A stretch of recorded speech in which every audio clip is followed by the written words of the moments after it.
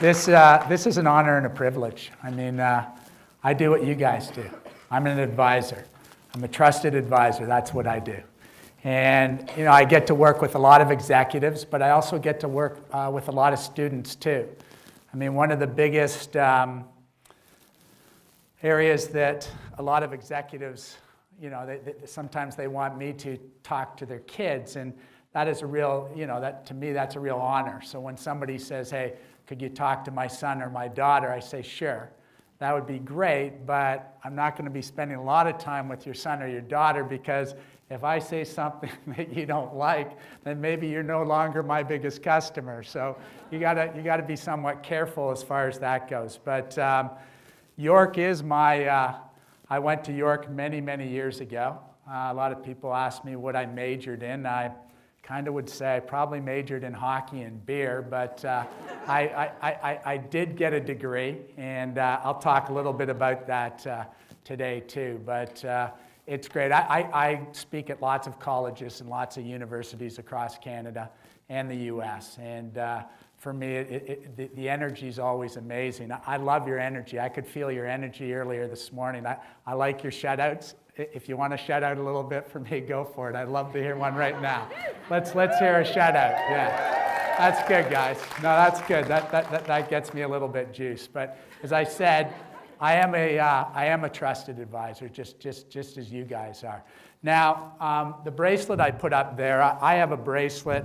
I wear certain things on my arms sometimes. Sometimes I roll them up my sleeves. It depends on the situation, but I sort of wanted to bring this to your attention because I think it's so critical when you're working with people. And it's just people. Frankly, I don't see that big a difference between working with the CEO of a $10 billion company or a student. As a matter of fact, usually the student is more mature than the CEO. So just kidding. No, I'm not kidding. It's true. They have a lot of things in common. But I think it's just so important to seek first to understand. And Stephen Covey wrote a great book many years ago, and it was called The 7 Habits of Highly Effective People. And one of the habits was about seeking first to understand. And I think that's so critical in everything that we do. Find out why they're saying what they're saying. And as I always say, it's the why of the what. I mean, what's one thing, but why are they saying what they're saying? Why is what drives everything. Why is your purpose? So I think we always have to get to that. And I'd like to share a little story. I will share a few hockey stories today because I still play hockey. I still think I can play like I did in my glory days at York, and I played some professional hockey too. But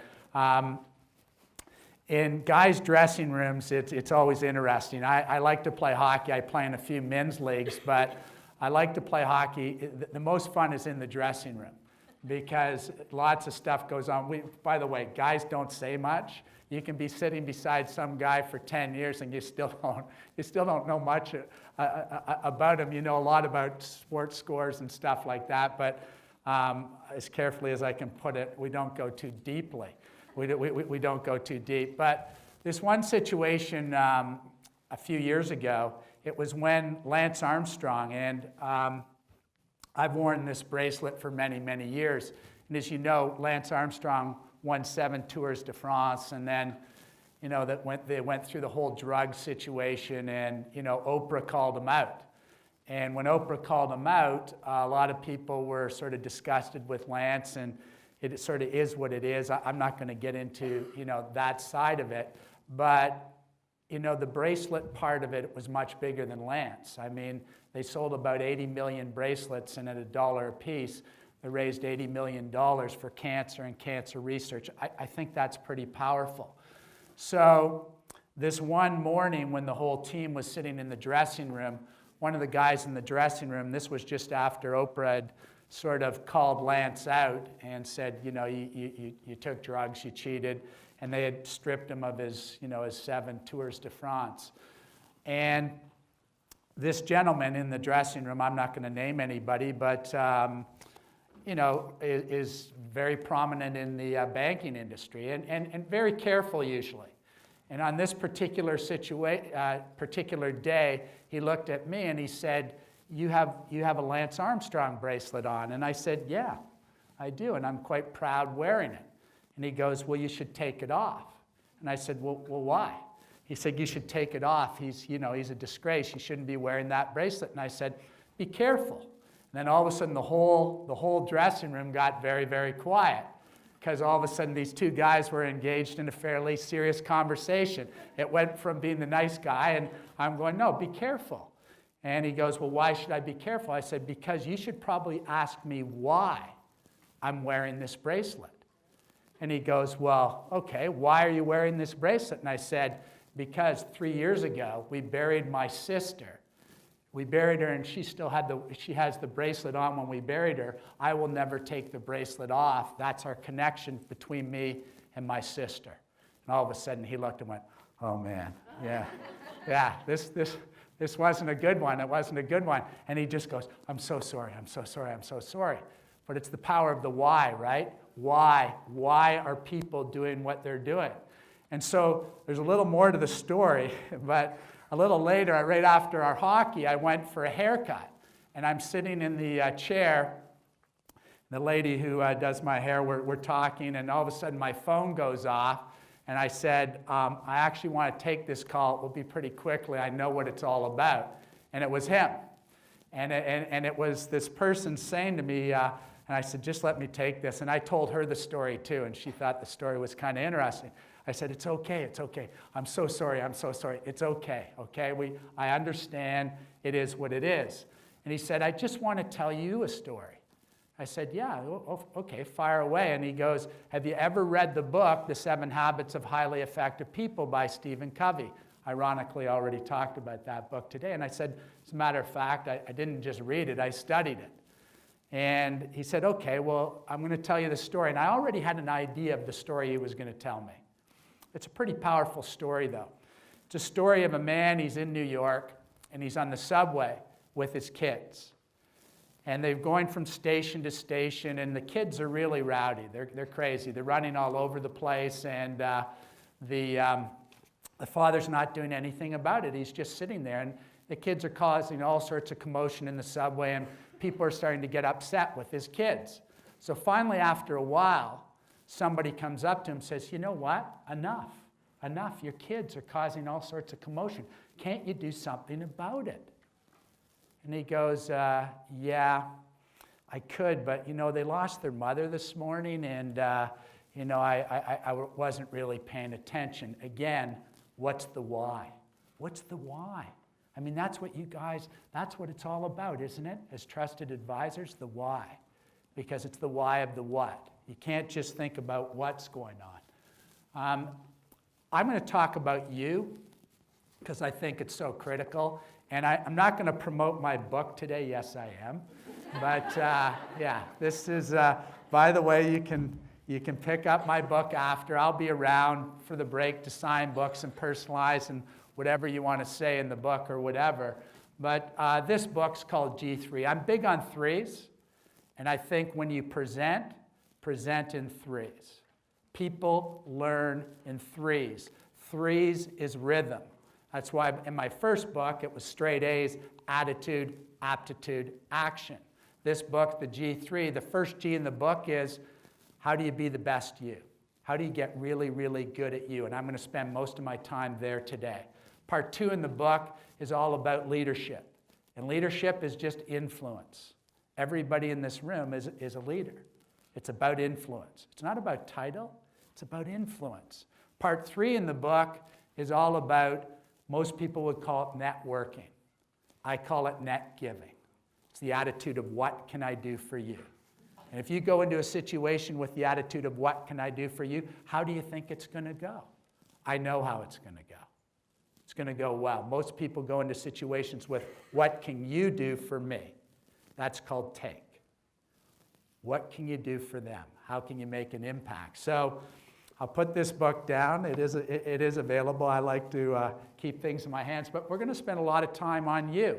And some people will say, well, that's selfish. It's kind of selfish if I look at me first. I'm the most important thing. Of course you are. Of course you are. The greatest gift you can give to you is being the best you. The greatest gift you can give to your family is being the best you. The greatest gift you can give to your career, to your institution, is being the best you. It starts with you. You've got to get good at you, comfortable with you. And people know whether you're comfortable. People can feel it. If I'm taking advice, I want to make sure that that person feels comfortable with themselves and the advice that they're giving. You know, a few years ago, my wife said to me, and it's not that I haven't heard this before, but it was just so powerful. And I looked at her and I said, I'll take care of you. And she stopped me in mid-sentence and said, no, that's not it. I'll take care of me for you. You take care of you for me. Wow, powerful, powerful. Got to take care of you. Got to get really, really good at you. There was a great Cherokee chief many years ago, and one night he was sitting with his grandson. It was a beautiful night, stars all over the sky. They were sitting at a fire, and the two of them were talking for a while. And the chief looked down at his grandson, and he said, there's a great battle that's waging inside of me right now. It's a battle between two wolves. And he goes, the first wolf is an evil wolf. And he's angry and greedy and selfish and rude. And this wolf's arrogant. He spreads lies and deceit. And this wolf thinks scarcity, and this wolf is a taker. The second wolf, he's a good wolf. He's a wolf that's friendly, humble, happy, brave, has great vision and wisdom beyond his years. This wolf thinks abundance, and this wolf is a giver. So the two of them sat there for a while, and they pondered what the great chief had said. And finally, after a little while, the grandson looks at his grandfather, the great chief, and says, grandfather, which wolf wins? Which wolf wins? The chief looks down at his grandson and says, the one you feed. The one you feed. Which one are you feeding? It's a choice. Life is a choice. You know, you got to choose wisely. You got to figure out what that is. Think about the airlines. When you get onto the airlines, right? What's the first thing that they do? Safety check, right? They don't say, take care of the little boy or girl, or they take care of the elderly people beside you. What do they say? Put the mask on you first. You got to take care of you first. It's true in life too. It's true in everything that you do. Now, everybody right now is talking to themselves. You're having a conversation with yourself right now. As a matter of fact, the average person, how many thoughts per day do you think the average person has? How many thoughts per day? Any guesses? Any ideas? How many thoughts? It's a lot. What do you think? Numbers? 300,000. That's a lot. yeah. So it's about 25 to 50,000 thoughts a day, but that's a lot. There's a lot going on. When you're advising, there's a lot going on. As a matter of fact, you're talking to yourself again right now. I mean, who talks to you more than you? Is there anybody who talks to you more than you? No. What are you programming into your personal computer? What are you programming into your mind? We're always talking. As a matter of fact, you want to have some fun with people? Walk up to them and just say to them, look them in the eye and say, how's the conversation going? And you know what? 100% of the time, you're right, you're talking to yourself again right now. That's how it works. It works. We're always talking to ourselves. It's ongoing dialogue. It's just, what are you programming into you? What are you programming into you? That's really where it comes down to, right? Those are the conversations you're having with students all the time, aren't they? And you're having those conversations with you too. Now, I'm not saying that you have to change your style and be different than who you are. You are who you are. But if you can't get excited about you, if you can't get excited about your service, if you can't get excited about the university, the college, where you are, why should I? Why should I? It starts with you. It starts with you. I need to get a pulse on what you're all about. Why should I get excited? And again, you don't have to go crazy and jump up and down. I don't mind that, by the way. I'm good with that, too. Anybody been to Pike's Market in Seattle? Yeah, pretty cool place, right? Great energy. Great energy. And I don't know about you, but I don't generally go to fish markets to get my mojo flowing. I mean, I don't generally go to fish markets to get excited about life. They're not the prettiest places in the world or the best smelling places in the world, but when you go into this market, they're juiced. They're having fun. They're passionate. They're pumped. And it's a fish market. It's a mundane job. And if you're ever in Seattle, you got to go in there. It's always crowded. It's always crazy. Now, here's what's so cool about this particular fish market is when you do walk in, they do this novel concept called engaging the customer. Engaging the customer. That's pretty novel, isn't it? They're pretty brilliant at it, too. They're very, very good at it. They get excited. You come in. If you order some cod, hey, cod going to Toronto. It travels right across the room. They're having some fun. You see, here's what they've decided to do. They've decided to choose their attitude. It doesn't matter. They've decided to come to every day, and you can tell they've changed the game. They've changed what they do. They're having fun. They're passionate. And they love what they're doing. When you're passionate and you love it, it's genuine. And you know what genuine is? Contagious. Contagious. People need to know it's genuine. Boom, look at that person. They're juiced. I want it. I want that. You know what's right across the street from Pike's Market? The original Starbucks. The original Starbucks. That's where it all started. Howard Schultz, that's where it all started. I don't know who borrowed what from who, but Starbucks gets it too, don't they? People pay all this, By the way, this is just water. It's not coffee. But just the fact that it's in a Starbucks cup it probably cost a lot more, But they've earned it. They changed the game too. They totally get it. So Pike's Market's a great place. The Batman in the picture right there, that's me. I do like to get dressed up as Batman. And by the way, I know that the kids in the picture, nobody else has a costume on, but it was Halloween that day, okay? Okay? I don't do it every day, okay? And this was a pretty cool Batman costume. I used to rent it. The little girl in the picture is my daughter. She's now at the University of Maryland doing a PhD in kinesiology. So this is a whole bunch of years ago. When my kids were a few years older, my daughter was then in grade 2, my son in kindergarten, I decided on a particular Halloween that I'd get dressed up as the Batman and drive them to school on that particular day as the Batman. My daughter was a fairy princess that day. My son was a Ninja Turtle. So we lived in the Lawrence Park area in Toronto. We all piled into the car. I had a black BMW. I had a Batmobile too. So I had it all going on. And this was a great costume. It had like the 7-foot wingspan, the utility belt, the big muscular vest. I really kind of looked like Batman.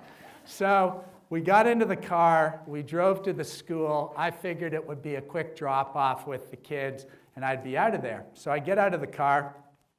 The principal knew me. Her name was Joanne. She came up and said, "Hey, Batman, yeah, we know who you are, Batman, but could you hang around for a little while? Would you come into the school?" And she said, yeah, you know what? This is cool. This is better than the fireman and the policeman. We have a superhero today. I said, oh, this would be great. I'm going into the school for a little while. So I go into the school thinking I'm in and out. 2 hours later, I went into each classroom and told Batman stories. So I was a superhero. It was a lot of fun for a few hours. And I finally came out, got into the Batmobile, and I was working a little bit north of Toronto in the Markham area at that point in time, and I had to make up a little bit of time here. So I got on the 401, and I was speeding excessively. And I got pulled over by the OPP. So there I am, full Batman costume still, sitting in my Batmobile. The officer, OPP, gets out of his car, starts walking up towards my car. I'm checking out rear view mirror, side view mirror, rear view mirror, side. I'm just checking out, is the guy going to cut a smile? Hopefully he's in a good mood today, because I knew I was in a little bit of trouble. He gets up to the side of the car. I pop down my window. He looks in and he goes, Batman. Where are you going? I looked at him and I said, Gotham City. I thought I was pretty funny. He didn't. He didn't. He said, you know what, Batman, you're going to get a pretty big ticket today. And I said, officer, before you give me the ticket, because the wheels are going around, right? I'm having like you guys right now, you're talking to yourselves. I'm having the big conversation in my head thinking, okay, what do I say? What do I say? How do I get? So I started talking to him and I said, you know, officer, I have these young kids. And he looks at me and he goes, I have 2 young kids too. And I'm going, oh, this is good, this is good, this is good. So common ground. We're on some common ground. Isn't it always about common ground? Common ground, the barriers go down. Find the common ground. So we found some common ground. He said, okay, you know what? That's a pretty good, cool story, Batman. I'm going to let you go. But before you go, you got to take off your mask. I looked at him and said, sorry, I can't reveal my true identity. I thought that was pretty funny. He didn't, you know? So he let me go, got back in the Batmobile, went to the 404, went up to my work, made a grand entrance into the, I still had the full Batman costume on, into my work. And rather than going to my office right away, I decided I'd mess with some people because I knew who they were. They didn't know who I was, so I had some fun with people there. Then I went out trick-or-treating that night with my kids in the neighborhood. Big hit in the neighborhood. Didn't get this picture, wish I had. At the end of the night, there was actually a full moon. So I got up on the roof of the house. My wife was really happy about that. With the full moon, didn't get that one, but I had a lot of fun. Why do I tell a story like this? For a few reasons. First of all, don't take yourself too seriously. Don't take yourself too seriously. Take what you do very seriously. But you got to have some fun. Let your hair down. Got to be real. People appreciate it. You got to be real. Theodore Geisel. Theodore Geisel, maybe, Plato, Aristotle. Theodore Geisel may be the greatest philosopher that ever lived. I think I truly believe the greatest philosopher that ever lived. Does anybody know who Theodore Geisel is? Who's Theodore Geisel?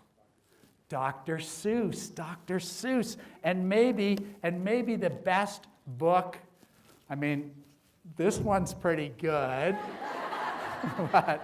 but maybe the best book ever written on people and life, Oh, the Places You'll Go by Dr. Seuss. This book, what a great book on life. And it's the #1 book given to graduating college and university students in the US. #1. Why? It's brilliant. It's brilliant. It's simple. He totally gets it. Now, this is a little bit scary, but I've actually memorized this book. I'm not going to do the whole book for you today, but I'm going to do a little bit of the book. And it starts off and it says, congratulations, today is your day. You're off to great places. You're off and away. You have brains in your head. You have feet in your shoes. You can steer yourself any direction you choose. Seuss gets it. He gets it. It's all about choice. He talks in the book, he talks about rejection, fear, failure. Hey, bring them on. Bring them on. Because that's experience. It's called experience. If you learn from it, it's just experience. That's the power of it. I think adversity, a lot of the time, is a much better teacher than success. But the key is what are you going to do with it? What are you going to do with it? What did you learn from that adversity? How do you rise up? How do you take it to the next level? He goes on in the book and he talks about the waiting place. Who hasn't hung out in the waiting place? We all hang out there. He ends the book, he says, yes, you will succeed. Yes, you will indeed. 98.75% guaranteed. It's not 100%, but you can get pretty close. Powerful stuff. Great gift to give to people. I give the book away all the time. And if you're going to give a book to people too, write something in it. Write something that matters. Write something that shows you care. You know, life is a choice, choose wisely. Whatever you want to put in that book, put something there, put a date and sign it. You know, put that in there so people will remember. It's a gift. Present. And, you know, I actually think this rule right here is a great rule for life. And it's not a complicated, rule. It's pretty easy to remember. And it really starts with give. And as I said before, give is an attitude. It's an attitude. What can I do for you? What can I do for you? That's the power. It really is. The more you put out, the more that will come back. That's how it works. It's universal. It's not The Secret. Actually, I wish I had been part of that whole thing on The Secret. But it is. It is the law of attraction. It's true. There is a law out there, the law of attraction. You put your radar up, cool things happen. That's how life works. And people always say, Tim, if I give all the time, how do I get? How do I get? You see, giving starts the receiving process. It starts the receiving process. You got to send it out again and again and again. And when I talk about, you know, different gives, people always think the obvious ones, charity, time, money. But some of the other great ones, some of the really good ones are smile, laugh, things like listen, acknowledge. And listening, how important is that in what you do as advisors, right? Here's an easy way to remember this too. The power of listening is you're born with 2 ears and 1 mouth.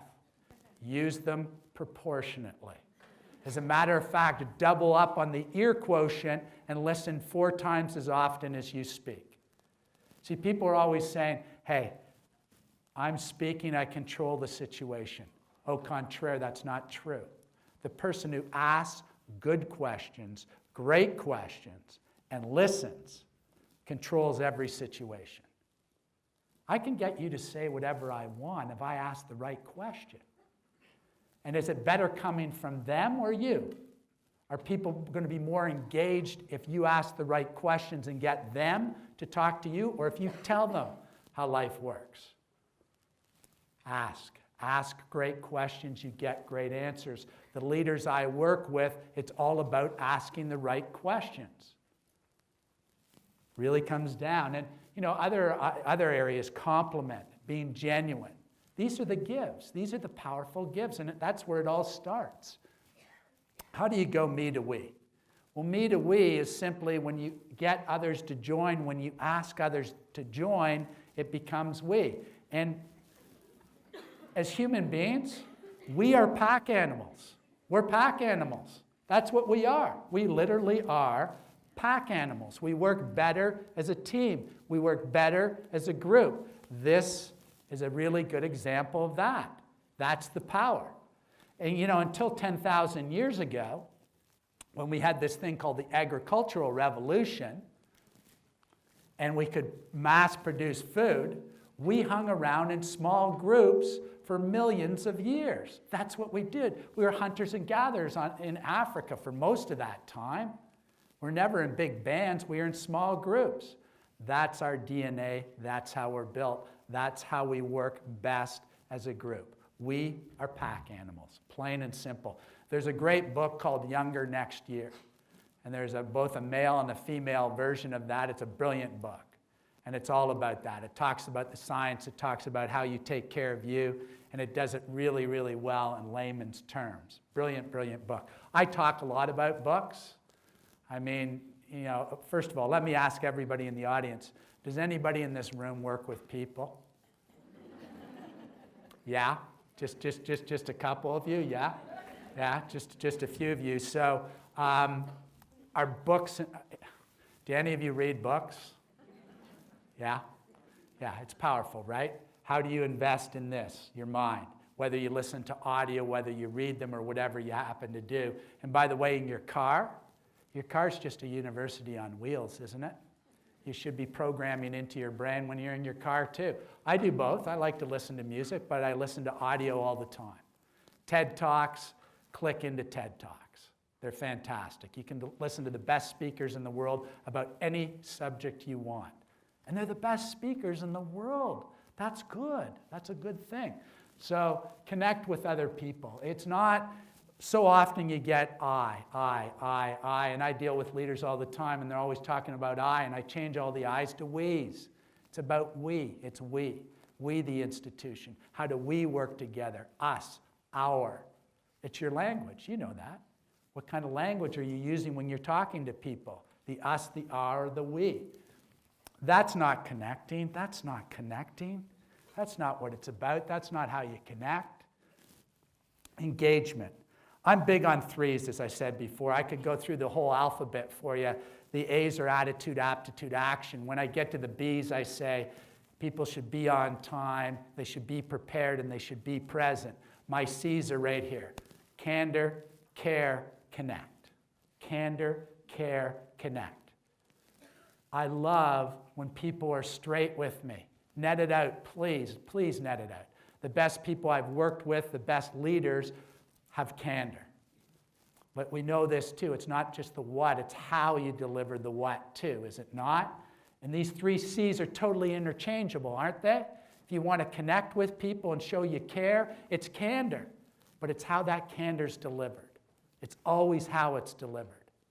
But you got to have candor. Tell me up. I want to know. Net it out. That's what people are looking for, aren't they? Be true, be honest. Eagles. Eagles to me is a metaphor for the people of wisdom, the people who soar, the people who have done it before. If you want to be an eagle, you got to hang with the eagles. You got to ask the eagles. If people are being really successful, best practices in your profession or around you, ask them what they're doing. What are you doing to be so successful? By the way, it's a compliment to me when people say, hey, Tim, could you help me with this, or could you help me with this, or whatever it might be. That's a compliment. And I would say to anybody in this room, you're going to think I'm a little bit crazy when I say this, but I am going to say it anyways, is anybody in this room who wants 20 minutes of my time, done deal.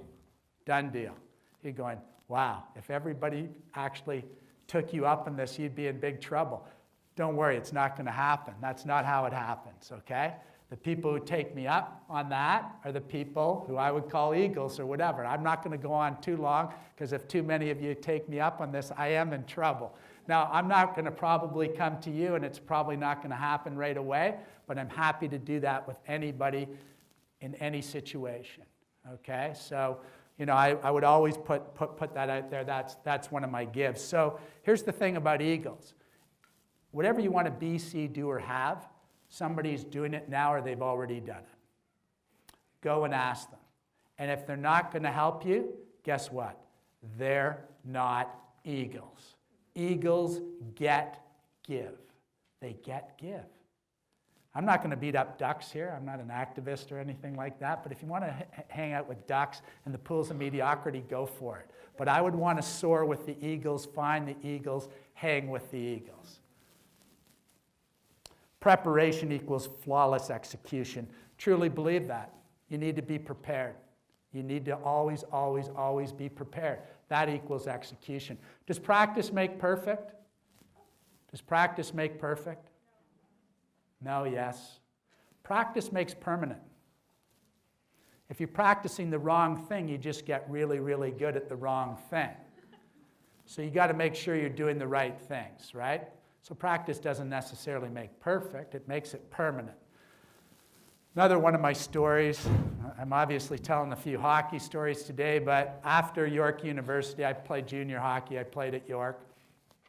I went over to Europe and I played professional hockey over in Europe for a few years, in Germany and in Holland. And while I was over there, I'm dating myself a little bit here, but we got a chance to play this team called the Red Army team, the Russians. And believe me, true blue Canadian, think Canadians are the best hockey players in the world, lived it my whole life, my kids, hockey, hockey, hockey, but best team in the world at that point in time, the Russian Red Army hockey team. Best team in the world. So we were playing them, and the day before we were playing them, we went to watch them practice. And they were having a 5-hour practice on skates. Never heard of one of those. Never heard of one of those. Never done one of those. So we stayed for 2 hours. We stayed for 2 hours and we watched them practice. They practiced one play. One play. Never practiced one play for more than 10 minutes. Now this play could go up this side of the ice or this side of the ice, usually depending on where the other team's coming at you. So the next day when we played them, our goal, keep the Russians to under 10 goals. Pretty great goal, eh? You know, we're realists too, right? So we had a pretty good team. So we had a lot of good hockey players too. But they beat us 8-5. They scored 5 goals on that play that we watched them practice for 2 hours. We knew exactly what they were going to do. But you know what? They just executed at a different level. They executed at a different level. And isn't that true in life? Isn't that what it's all about? Preparation, preparation, preparation, execution. See, we could have sat there for 2 days, for 2 months, for 2 years and watched them every day. It didn't matter. They executed at a different level. How do you get your game to that level? How do you rise? How do you take it to the next level? How do you make that impact? Really comes down to what you're able to do. I think this is really, really true. I know Jim Collins wrote a book, Good to Great. Lots of people have talked about this. Good is the enemy of great. It's the enemy. Good's not good enough. Good doesn't cut it. I'd like to take the t-shirt guys who've made a gazillion dollars and say life is good and change it to life is great. Take it to the next level. Again, when you walk up to somebody, how are you doing today? Fine. Most people say, fine. Is that all you got? Come on. It's better than fine. Fine's lower than good. Get it to at least good and then go for great. What's this fine stuff? Come on. And body language too, isn't it important? How are you doing today? I'm having a great day. Well, you know what? You look like Eeyore, no, seriously. Talk to your body. Talk to your body. It's important. How are you doing today? I'm having a great day. I'm having a great... No, what you say and how you say it is critical. It really is critical and really important. 4 questions to ponder, and I'm just going to finish with this. 4 questions to think about. The first question, children always ask, why? Why? Why? Why? It's a good question? No, it's a great question. It's a great question. I catch myself all the time with the goods, but you're going to still say it as long as you know, hey, I'm going to bring my game to the next level. Why? Why? The best answer and second question to ponder, best answer to why is why not? Why not? Why not? Third question to ponder, third question to think about, why not you? Why not you? Think of the incredible things people have done against insurmountable odds. Terry Fox. We know the Terry Fox story. Everybody in this room, proud Canadians. Terry Fox, 19 years old, diagnosed with cancer, loses his leg. What does Terry do? Looks around the hospital, says, this can't keep happening. I'm going to make a difference. What does he do? He says, I'm going to run across the country.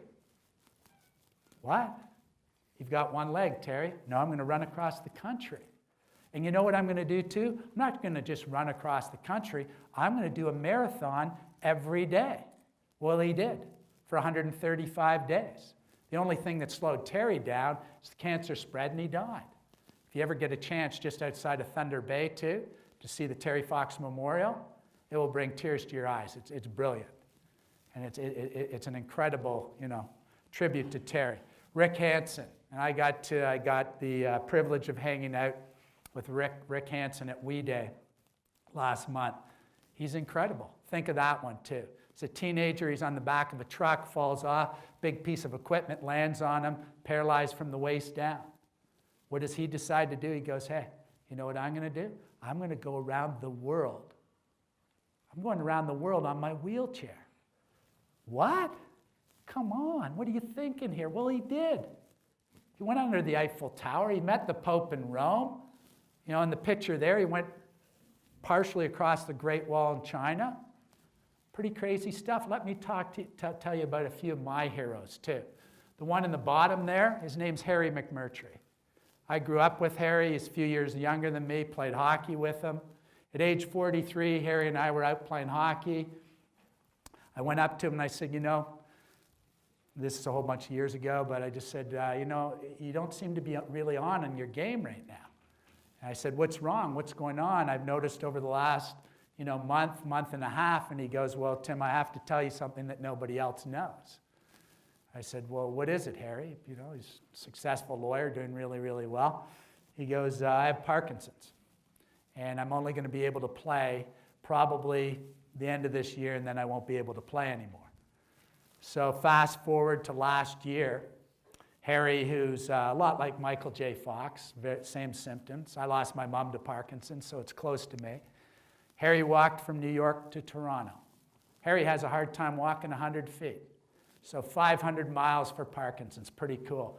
There's one of my heroes against insurmountable odds. Down in the right-hand corner, her name's Mary Jane. She works at the Apple store.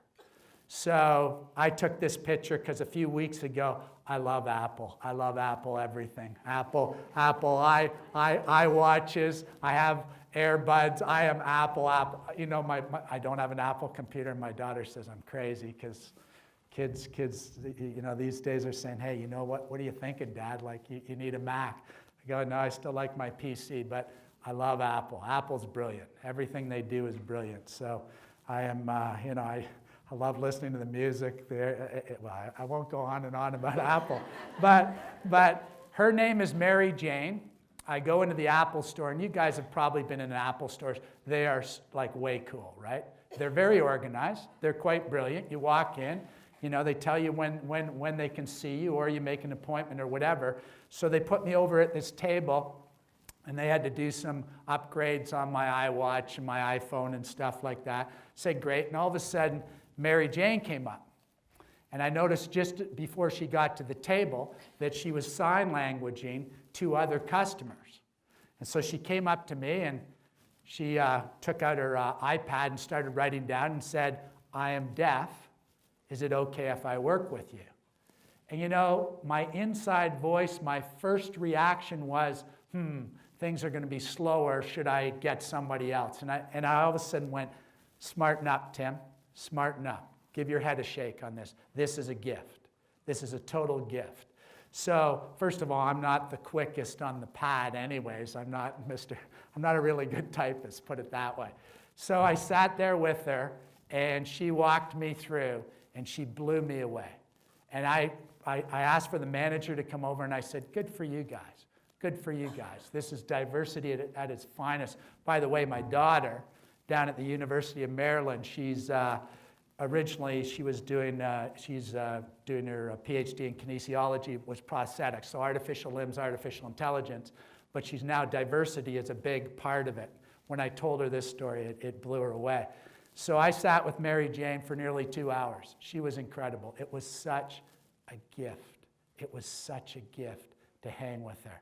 And at the end, I just said, hey, can I take a picture with you? Do you like to read? I love to read. We got a copy of my book, and I just said, you are awesome. And you know what? It was incredible. Isn't that powerful? We're just people. It's all common ground. And isn't Apple the perfect example there? We just sat and we had so much fun with each other. And she got me, my typing skills got a little bit better as time went on. So that was really, really good. The top right-hand corner, one of my heroes, Oprah. I love Oprah. Not a lot of guys will admit this, but you know, I love Oprah. She's such a giver. She's such a giver. She impacts so many people. And she hasn't run for politics. I'm sure she could. I'm sure she could be, run the U.S. All I can say that is, you know what?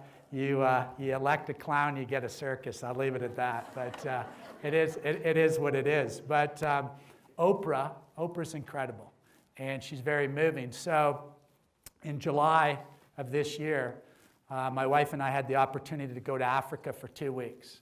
We went on a safari. We did this whole safari thing, and it was absolutely incredible. And then we spent a week with the WE organization in Bogani, which is in Kenya, right near Nairobi. And both the Kielburgers were there. I don't know if you know the WE organization. These are two incredible Canadians who are incredible heroes. And they do amazing things. It's the largest children's charity in the world, Free the Children WE. Both Kielburgers were there. That's really, really rare. And you help build a school and you help build a well. So we did that for a week. The only reason why both Kielburgers were there, I digress a little bit here, was Bill Gates' daughter was there at the same time too. So Bill Gates' daughter and seven guards or guys who are around her the whole time. She's 16 years old, but you know, I would imagine she's well, I wouldn't imagine. I know would be a major target for a kidnapper or something like that. But you know, I digress a little bit. So while we were there, I met this person. She's beside Oprah in the picture. Her name is Pumi. Her name is Pumi Nobiba. And I got to know her pretty well. She was at the camp the same time I was there. Didn't realize that she was going to be the keynote speaker at one of the events there, but she was. She's only 24 years old. We became friends. I gave her a copy of my book because she was interested in it, okay? Everybody gets a copy of my book. You guys can buy them today, you know, you get a great deal on it. I'm not promoting my book, yes I am. So she liked it, and she said, you know, would you help me? Would you work with me? I listened to her speak that evening, didn't realize much of her story, but she got up and she spoke in front of 50 of us, a lot of executives. This was for sponsors of the WE organization too, and there wasn't a dry eye in the audience. Well, a minute into it, we were all in tears for 15 minutes straight. At 7 years old, she watched her 24-year-old mother just outside, she's South African, just outside of Johannesburg, that's a good one. Just outside of Johannesburg, they lived in a small town in a small hut, and she watched her mother die of AIDS. No medicine, no medicine. Can you imagine? You're 7 years old and you watch your mother for 2 years. And so she tells her story. She tells her story of adversity and stigma, that this didn't put her down, it made her stronger. She became an orphan.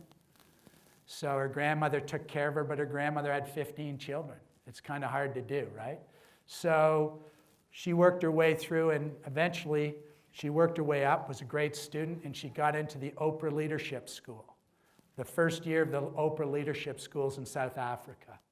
So she got into this, she excelled, and was number one of the top students in the graduating class of the first graduating class of the Oprah Leadership Schools about 4 or 5 years ago. She went on to the US, High Point University in Carolina, in South Carolina, and then she was number one in her class there, Strategic Communications. She's now in LA. She lives close to who she calls Mama O, and Oprah considers her South African daughter. So this was pretty cool. So when I'm in Bogani and talking to her, she looks at me and said she needs a coach, a male coach. And I said, I think you have a pretty good coach right now, don't you? You have a pretty good mentor. Oprah's pretty good. And I said, wow, that would be cool. I've been coaching her for about 3 months. I talk to her pretty well every day. I had her up here about 3 weeks ago, talked to some of my clients. Did a few events for different clients, a women's group. I had her at a school, so she just did one of those too. And she talked to a big corporate venue too. She's probably one of the best speakers I've ever seen. She's incredible. She's brilliant. She's one of my heroes, and you know, just incredible. Think of what people have done against insurmountable odds. Why not you? Why not you? Why not you in Scotland sitting at breakfast watching the mist come up over the mountains? Why not you in Paris sitting at a cafe enjoying your favorite cup of coffee? Why not you in Rome, in the Vatican, in the Sistine Chapel, looking up at Michelangelo's work on the ceiling, one of the greatest creations ever? Why not you in Australia standing on a beach looking at the Great Barrier Reef? Why not you? Why not you? Why not you in Arizona, standing at the edge of the Grand Canyon, sipping up an Arizona sunset? Why not you in the Caribbean in a sailboat for 2 weeks with no cares in the world? Why not you? What's holding you back? What's holding you back? I can only think of one thing that's holding you back. You. Fourth question to ponder. Fourth question to think about. Take action. Action. Action. It's like in my first book, Attitude, Aptitude, Action. Great. You know a lot of things. You know a lot of people. What are you going to do with it? You got to take action. So why not now? Why not now?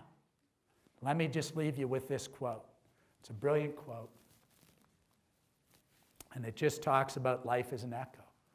Life is an echo. What you send out comes back. Let me expand on that a little bit. If you send it out in abundance, it comes back in abundance. Send it out, send it out, send it out. I can send it there. It can come from there. It doesn't necessarily go boom, boom. That's not necessarily how it works and shouldn't always be your expectation. Send it there, it will come from there. Send it there, it will come from there. Send it out. The more people you can help be successful in life, the more successful you will be. And I had to put this in, right? So books will be available. You'll probably hear about that. I'll stick around and sign books. Happy to open the floor right now to a few questions, but thank you very much for your time. It's an absolute privilege. Thank you.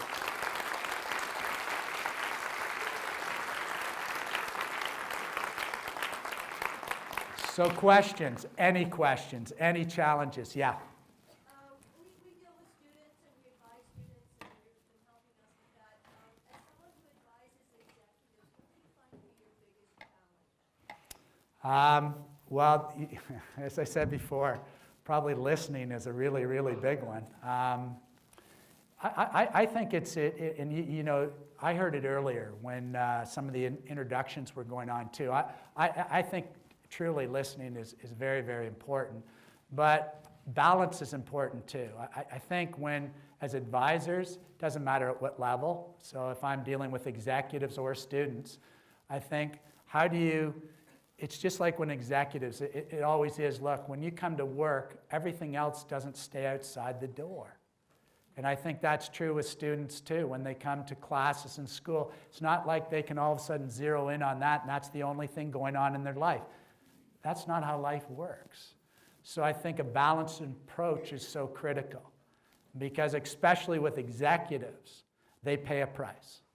So here's the deal. As you go up in any corporate environment, I'll be very candid. I'm very candid. But I like that, you know, I think it shows that you care, right? And that's how you connect with people. But you pay a price. So the higher you go up, the more the company, the corporation, owns you. They do. They do.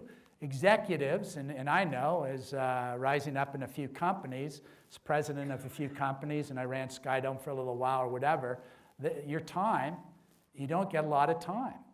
So how do you balance that? How do students balance it? They've got so much going on. And, you know, a lot of people say, I can multitask. That's a fallacy, by the way. That's just not true. You know, science will tell you there's lots of great books written on it. You can't do 7 things at once. As human beings, we're not actually capable. You know, our neural system and from a cognitive standpoint, we can't actually do that. It says that 2 or 3 is the most we can do. So this AI multitasking, well, that's not great. I'd like you to kind of stay focused. So I find that balance is key. And I think that's true for any situation. And I think if you really want to get to somebody and you really care, find out how they tick what's important to them and then push their buttons on it. See, I don't just coach as far as career goes. My coaching is life coaching. So the corporations and the companies and executives that I work with, if they're not comfortable with the balanced approach, then I'm not the person. But I'm a realist, and I believe balance is absolutely critical. So you pay a price. You pay a price. Time is a price. Yeah? How do you approach people out of, I guess, when you're thinking of Right. sometimes can harbor resentment. So how do you coach people out of that feeling of resentment when they're giving with the expectation of receiving later? Yeah, and there was a great book written, I'm trying to think, I'll think of the author in a second, I actually know him. He wrote, it's a great book, and his explanation was there's give and take. And I'll think of his name in a minute, but he also had this other side that I hadn't really thought of that much. He called it match. And match is giving with the expectation of getting. And I'll be honest, I think most people are giving with the expectation of probably something coming back. It's just, how do you define what that something coming back is? So in the purest sense, in a Mother Teresa type sense, which there aren't too many of those around, so I think most people do have some expectation, but here's the power. The power of the give is when you're giving, how good does it feel? You guys, you aren't in this profession unless you know the power of giving is getting. If you can give, how good does it feel? So I think what's important here is perspective. So always perspective. I know I'm learning, and sometimes I'm going, man, I give and I give and I give and I give, and like, are you kidding me? When am I going to get some? And again, it's one of those, give your head a shake, keep it in perspective. So we're human. We are going to expect certain things to come back, and most people will. And I'll call people out quite often and just say, you can say you don't want something in return. I'll cry BS. I'll keep my words down, but no, we usually do. But I think that's a great question, and it's tough. It's tough because you're going, hey, give, give, give, give. What's coming back?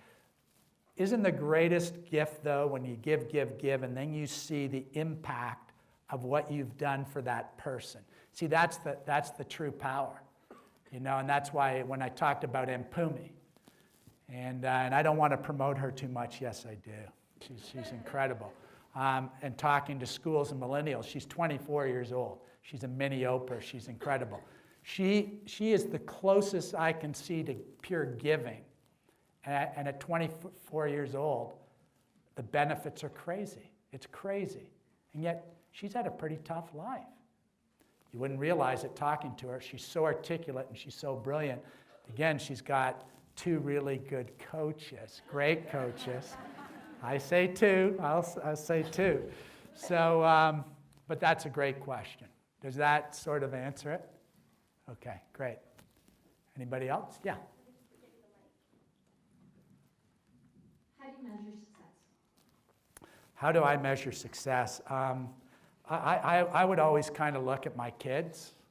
So I could measure success a lot of ways, but first of all, what I said to everybody today is success is being the best you. So for you, take care of you first. It is not selfish. I struggled with this. I think most of us do. And I'm not saying for a second that I wouldn't take a bullet for either of my kids, and my kids are way important than me, of course. Of course they are. But if I take care of me, I can deliver the best me to them. And so success, I would define being the best you, but I would always look to my kids as they're my greatest successes, what I'm most proud of. Somebody comes up to me and says, how are Stephanie and Jeffrey, my kids? They got me. They got me. And I think with you guys, too, as advisors, find out what's important to them. Barriers come down, right? Common ground. What's important to them? And you know what? They're not always easy to get to. Trust. Trust takes time. Trust needs to be earned. You got to be prepared, and you got to be genuine. Yeah. That's a great question. Thank you. Yeah. Last question. Okay. So I'm sure in your role as a life coach, you might have experienced some resistance from your clients. What strategies have you used to kind of manage that resistance? So resistance from your clients. Yeah, that's pretty well daily. Yeah, or they're just question it. Again, I think it takes time, and it's trust. So with my clients too, they're paying me a lot of money to fix things. I'm not going to fix things. They're going to fix things. So really, what I'm all about is I'm about potential. So here's one of the things, one of my philosophies is, I don't think people change. I think they become more of who they really are over time. So as an advisor or a trusted advisor or whatever, if it's in there, if I'm really good at what I do, I can pull it out. What's the potential? Is it in there or isn't it? So again, I think processes change, technology change. People, I think they evolve. They grow, they learn, they adapt. Change is a big word, and it scares people. And when you're dealing with people, change is a big word. I'd be careful with the word change, just my opinion. Remember, this is my opinion. It's not, because people all the time will say, is that a fact? Maybe, maybe not. Most things aren't. They're people's opinions, but it's based on experience too, or wisdom, or whatever you want to call it. So I think you really got to kind of think of it from that perspective and look at it from that perspective. Okay, and I'm going to hang for a bit, I think, right, after to sign books and stuff. Thank you so much. Absolute pleasure.